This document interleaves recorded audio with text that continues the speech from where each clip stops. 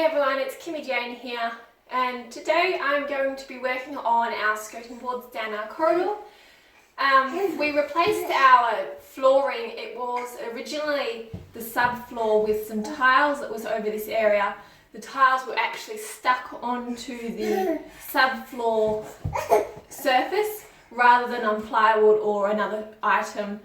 So therefore we had to rigorously sand the floor and we had to replace all of our skirting boards and replace the floor. So because we removed all the skirting boards, we actually decided to change them as we didn't like that they were plain and simple design. Also the architraves and skirting boards that were in the house already just weren't in stock. We couldn't find anywhere that supplied it. So therefore we just decided to change it with a more bullnose shaped skirting board. All of our architraves are still the same, and we did keep some of the timber that was in the house already for the architraves. All around the windows and all around the doors is all squared, but the skirting boards is more bullnose. So today I'm going to be working on doing these little areas in our corridor. Our corridor isn't much of a corridor, it's quite tiny. It's about 2 meters by 1.5 meters long. So it's going to be a very quick job. We have 4 doors actually that come off the corridor, and it's just short strips that are like this, and there's just about this much on the other side. So the equipment that you're going to need for this task is a drop saw, hammer, pencil, tape measure. I've got a battery for my nail gun. Nail gun, portable's a lot easier, and your actual piece of timber for the skirting board.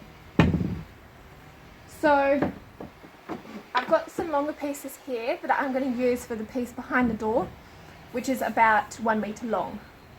So now I'm going to go ahead and measure the distance behind the door of the skirting board, and then I'm going to mark it on the longer piece here, and we're going to cut it to a mitre depending on what side we require.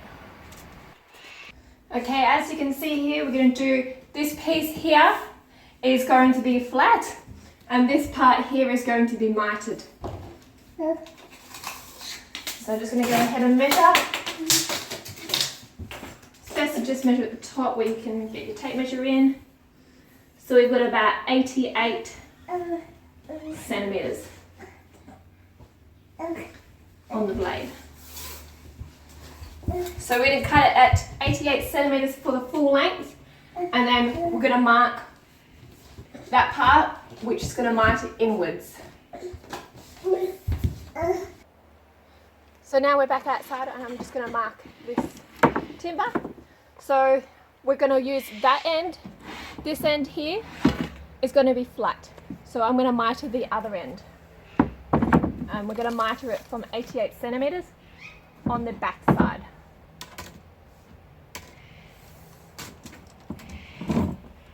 So just marking it there. Mark it at the top too.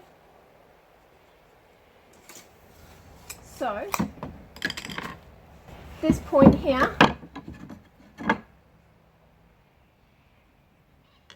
we're going to mitre it this way.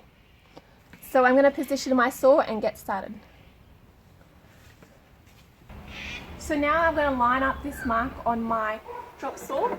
So I'm going to place this piece in front, closest to the plate, so that I have the option to cut with my piece of timber vertical.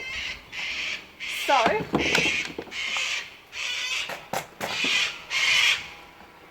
because I am cutting on an angle, I'm going to adjust my tool. You want to cut it on a 45-degree angle, and then you want to line up your blade with that point. So to prevent yourself from going deaf, I would highly recommend some earmuffs. So I'm lining up the blade now. What I like to do is just press the release button, and then I actually like to physically see it on the line. you want to push it close and tight up against the piece of timber that you've got in the middle, and then cut.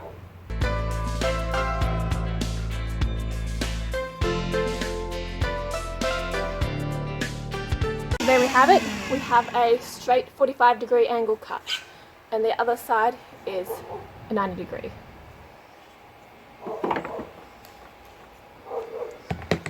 So I'm going to go ahead and place this in position, and then I'm going to cut the second piece, which butts up to this. So now, as you can see, I have my timber here. Place it in position. Push it up in against the wall, nice and tight. This is a 1970s built house, so a lot of our walls aren't actually straight, and our floor is definitely not level, as we found out when we were laying this flooring. So the best thing you can do is to push it up against the wall, and as you're pushing, then you nail in, because otherwise you'll have big gaps on the top and then potentially big gaps underneath. Little gaps on the top, you could potentially add a little bit of caulking, but underneath, because we have a floating floor, you really don't want to be attaching any caulking underneath there. So, as a safety precaution, I always disconnect my staple gun or nail gun from its battery, because you just never know when it can trigger this tip and shoot a nail into someone or something that you don't want to.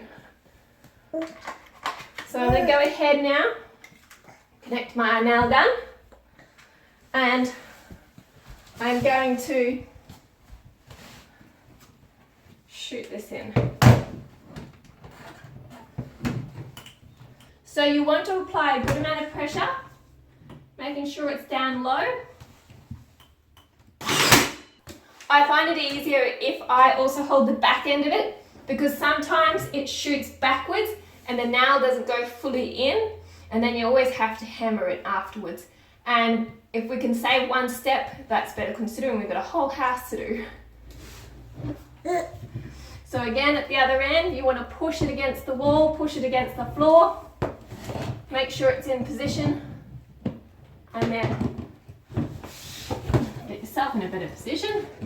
So you want to make sure that it's pushed against the floor, against the wall, and then you want to push it in and fire away. There we are. So it's actually not hitting anything.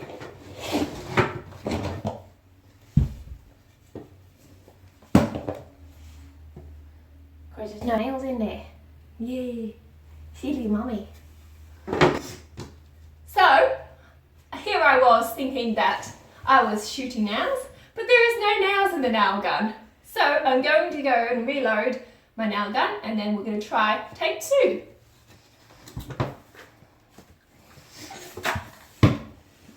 So I'm back again with take two of our nail gun, which is reloaded now. Now we're going to go ahead and staple in some staples in our skirting board that we've just cut. First I have to reposition it back in, making sure it's flush against the wall, flush against the floor, and we're going to shoot away. I didn't hold the back of the nail gun, so therefore that nail didn't go in fully. So I'm going to put in another one here, holding it nice and tight. There we go. And on the other end, holding it nice and tight. I'm going to put my full weight.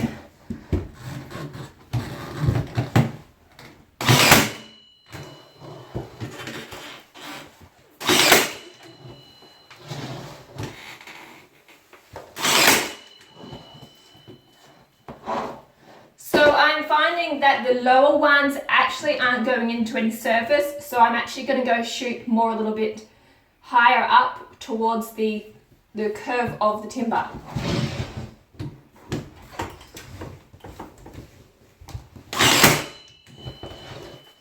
Beautiful.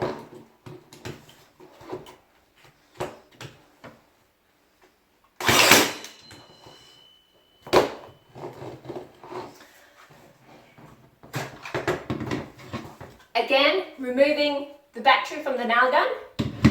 So now I'm going to go ahead and just simply hammer in the ones that I wasn't able to apply enough pressure on. So once they're done, then this piece is all finished, and then we're just going to putty to cover up the little nail holes and then paint.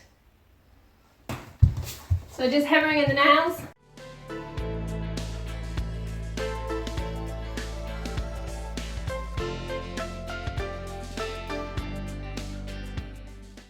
So there we are, we've got our first piece of skirting board in, and now I'm going to go and measure this tiny little piece.